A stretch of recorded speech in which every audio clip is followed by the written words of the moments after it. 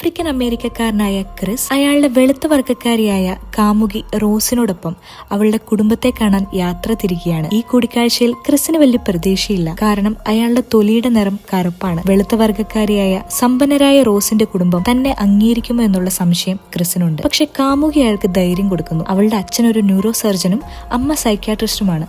അവർ രണ്ടുപേരും വർണ്ണവെറിയുള്ളവരല്ല എന്ന് റോസ് ക്രിസിന് ഉറപ്പ് നൽകുന്നു. ക്രിസിന് വേണ്ടി എന്തും ചെയ്യാൻ തയ്യാറാകുന്ന റോസ് യാത്രക്കിടയിൽ തന്റെ വാക്ക് പൊള്ളയല്ലെന്ന് തെളിയിക്കുന്ന രംഗങ്ങളുമുണ്ട്. റോസിന്റെ വീട്ടിലെത്തിയ ക്രിസ് നോക്കുമ്പോൾ അവിടെയുള്ള ജോലിക്കാരൊക്കെ കറുത്ത വർഗ്ഗക്കാർ. അവര് ചെറുപ്പമാണെങ്കിലും പ്രായമായതുപോലെയാണ് സംസാരിക്കുന്നതെന്ന് ക്രിസ് ശ്രദ്ധിക്കുന്നുണ്ട്. റോസിന്റെ പേരൻസ് നിറഞ്ഞ മനസ്സോടുകൂടി ക്രിസിനെ സ്വീകരിക്കുന്നു. അത്ര പ്രശ്നമല്ല എന്ന് തോന്നിപ്പിക്കുന്ന തരത്തിലുള്ള വംശീയ അധിക്ഷേപങ്ങൾ ക്രിസിന് നേരിടേണ്ടി വരുന്നുണ്ടെങ്കിലും അവനെ കൂടുതൽ അസ്വസ്ഥനാക്കിയത് അവൻ കാണുന്ന മറ്റു ചില വിചിത്ര സംഭവങ്ങളാണ്. അതായത് പാതിരാത്രി പ്രേതത്തെ പോലെ കണ്ണാടി നോക്കി നിൽക്കുന്ന വേലക്കാരി, വീടിന് ചുറ്റും ഓടി നടക്കുന്ന വേലക്കാരൻ, അങ്ങനെ അസ്വാഭാവികമായ അനുഭവങ്ങൾ. പുകവലി ആസക്തിയിൽ നിന്ന് മോചനം നേടുന്നതിനായി ഒരു കപ്പ് ചായയിൽ ഒരു സ്പൂൺ ഇളക്കുമ്പോൾ ഉണ്ടാക്കുന്ന സൗണ്ട് ഹിപ്നോട്ടിക് ട്രിഗറായി ഉപയോഗിച്ച് റോസിന്റെ അമ്മ ക്രിസിനെ കബളിപ്പിച്ച് ഹിപ്നോട്ടൈസ് ചെയ്യുന്നു. പിറ്റേന്ന് രാവിലെ അതിശയകരമായി അവന് പുകവലിക്കാനുള്ള ആഗ്രഹം തന്നെ ഇല്ലാതാവുന്നു. അടുത്ത ദിവസം റോസിന്റെ വീട്ടിൽ ഒരു പാർട്ടി നടക്കുന്നു.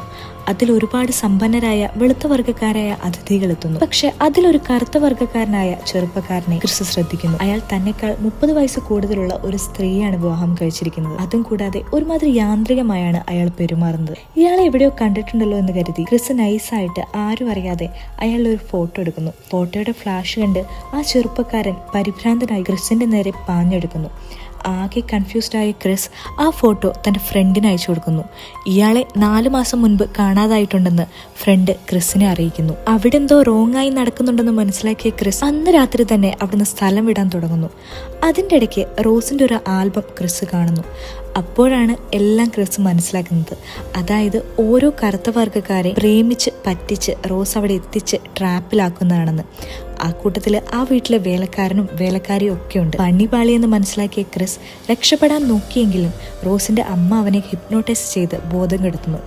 ബോധം വരുമ്പം അവനെ ഒരു ചെയറിൽ കെട്ടിയിട്ട നിലയിലാണ്. പിന്നീടാണ് ക്രിസ് മനസ്സിലാക്കുന്നത് ഈ കുടുംബത്തിന്റെ പണി എന്ന് പറയുന്നത് അവരുടെ സമ്പന്നരായ സുഹൃത്തുക്കളുടെ തലച്ചോർ കറുത്ത വർഗ്ഗക്കാരുടെ ശരീരത്തിലേക്ക് മാറ്റിവെക്കലാണെന്ന്. അതായത് ക്രിസിന്റെ വംശം ഇവർക്ക് ആവശ്യമില്ല, പക്ഷെ ക്രിസിന്റെ ശാരീരിക സവിശേഷതകൾ ഇവർക്ക് വേണം. എന്തായാലും റോസിന്റെ അമ്മ വീണ്ടും ഹിപ്നോട്ടൈസ് ചെയ്യാൻ ശ്രമിക്കുന്നുണ്ടെങ്കിലും പഞ്ഞുകൊണ്ട് ചെവി അടച്ചു വെച്ച് ആ ട്രിഗറിംഗ് സൗണ്ട് തടഞ്ഞ് എല്ലാവരെയും അടിച്ചു വീഴ്ത്തി ക്രിസ് അവസാനം ആ നരകത്തിൽ നിന്ന് രക്ഷപ്പെടുന്നുണ്ട്. ഈ ചെറിയ സ്റ്റോറി ഇഷ്ടപ്പെട്ടിട്ടുണ്ടെങ്കിൽ എൻ്റെ ഈ ചെറിയ ചാനലും കൂടെ സപ്പോർട്ട് ചെയ്യാൻ മറക്കല്ലേ.